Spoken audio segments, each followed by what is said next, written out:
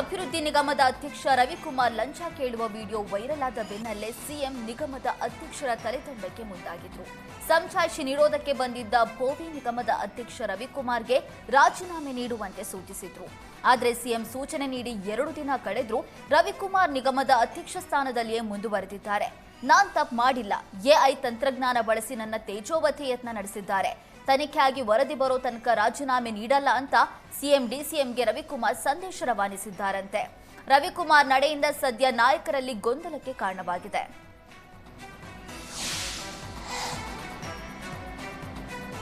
ಕೇಂದ್ರ ಸರ್ಕಾರದ ಜಿಎಸ್ಟಿ ಪರಿಷ್ಕರಣೆ ಹಾಗೂ ಸರಳೀಕರಣಕ್ಕೆ ಕೇಂದ್ರ ಸಚಿವ ಪ್ರಹ್ಲಾದ್ ಜೋಶಿ ಮೆಚ್ಚುಗೆ ವ್ಯಕ್ತಪಡಿಸಿದ್ದಾರೆ.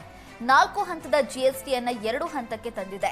ಜನಸಾಮಾನ್ಯರಿಗೆ ಜಿಎಸ್ಟಿ ಕಡಿಮೆ ಮಾಡುವ ಉದ್ದೇಶದಿಂದ ಆಹಾರ ಉತ್ಪನ್ನಗಳಿಗೆ 0ದಿಂದ 5% ವರೆಗೆ ಜಿಎಸ್ಟಿ ವಿಧಿಸಿದೆ. ಕೃಷಿಕರಿಗೆ ಅನುಕೂಲವಾಗುವಂತೆ 12ರಿಂದ 5%ಗೆ ಇಳಿಕೆ ಮಾಡಲಾಗಿದೆ. ನವೀಕರಣ ಇಂಧನದಲ್ಲೂ ಜಿಎಸ್ಟಿ ಇಳಿಕೆ ಮಾಡಿದೆ. ಮಧ್ಯಮ ವರ್ಗದ ಜನರು ಬಳಕೆ ಮಾಡುವ ವಸ್ತುಗಳ ಮೇಲಿನ ಜಿಎಸ್ಟಿ ಇಳಿಕೆ ಮಾಡಲಾಗಿದೆ ಎಂದರು. ಕೇಂದ್ರ ಸರ್ಕಾರದಿಂದ ಜಿಎಸ್ಟಿ ಸರಳೀಕರಣವನ್ನ ಕ್ರಾಂತಿಕಾರಕ ಸುಧಾರಣೆ ಎಂದು ಮಾಜಿ ಡಿಸಿಎಂ ಅಶ್ವಥ್ ನಾರಾಯಣ್ ಸ್ವಾಗತಿಸಿದ್ದಾರೆ. ಜಿಎಸ್ಟಿ ಸರಳೀಕರಣದಿಂದ ರಾಜ್ಯಕ್ಕೆ ವ್ಯಾಪಾರಕ್ಕೆ ಇದ್ದ ಅಡಚಣೆ ನಿವಾರಣೆಯಾಗಲಿದೆ. ಜಿಎಸ್ಟಿ ಸಡಿಲಕ್ಕೆ ನಾಗರಿಕ ಮತ್ತು ಕೈಗಾರಿಕಾ ವಲಯದಿಂದ ಬೇಡಿಕೆ ಇತ್ತು. ತುಂಬಾ ವಸ್ತುಗಳು 0%ನಲ್ಲಿ ಇರಲಿವೆ. ಬಳಕೆ ಹೆಚ್ಚಳ ಮತ್ತು ಮಾರುಕಟ್ಟೆ ವಿಸ್ತರಣೆಯನ್ನ ಗಮನದಲ್ಲಿ ಇಟ್ಕೊಂಡು ಈ ಕ್ರಾಂತಿಕಾರಕ ಸುಧಾರಣೆ ಮಾಡಲಾಗಿದೆ. ಜೀವ ರಕ್ಷಣೆ, ಆರೋಗ್ಯ ರಕ್ಷಣೆ ಕೈಗೆಟುಕುವಂತ ದರದಲ್ಲಿ ಮಾಡಲಾಗಿದೆ. ಕೃಷಿ, ಆಟೋಮೊಬೈಲ್ ಉದ್ಯಮದಲ್ಲಿ ಸಂಚಲನ ಮೂಡಿಸುವಂತಾಗಿದೆ. ಉತ್ಪಾದನಾ ವಲಯದಲ್ಲಿ ಕೂಡ ಇದರಿಂದ ಸುಧಾರಣೆಯಾಗಲಿದೆ. ಜಿಎಸ್ಟಿ ಸರಳೀಕರಣ ಒಮ್ಮತದ ಪಕ್ಷಾತೀತವಾದ ನಿರ್ಧಾರ ಆಗಿದೆ. ಭಾರತ ಒಂದು ಶಕ್ತಿ, ಪ್ರಗತಿಪರ ಯೋಚನೆ ಮಾಡುತ್ತೆ ಅಂತ ತೋರಿಸಿದೆ ಅಂತ ಹೇಳಿದ್ರು. ಅಲ್ಲದೆ ರಾಜ್ಯದ ಜಿಡಿಪಿ ಕೂಡ ಬೆಳೆಯೋದಕ್ಕೆ ಈ ಬೆಳವಣಿಗೆ ಅನುಕೂಲ ಆಗಲಿದೆ. ತಾತ್ಕಾಲಿಕವಾಗಿ ಆದಾಯ ಕಡಿಮೆ ಆಗಬಹುದು, ಆದರೆ ಲಾಂಗ್ ಟರ್ಮ್ನಲ್ಲಿ ಇದು ಲಾಭ ತಂದುಕೊಡಲಿದೆ ಎಂದರು.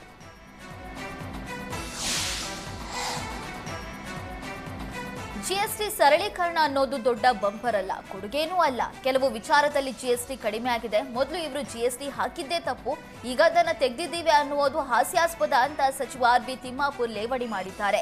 ಕೇಂದ್ರ ಸರ್ಕಾರದವರು ಜನರಿಗೆ ದಾರಿ ತಪ್ಪಿಸುವ ಕೆಲಸ ಮಾಡ್ತಿದ್ದಾರೆ. ನಮ್ಮ ಜಿಎಸ್ಟಿ ಹಣವನ್ನೇ ಇವರು ನೀಡಿಲ್ಲ.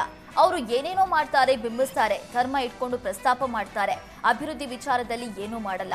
ಒಂದೇ ಒಂದು ಡ್ಯಾಮ್ ಕೂಡ ಕಟ್ಟಿಲ್ಲ ಅಂತ ಕಿಡಿಕಾರಿದ್ರು.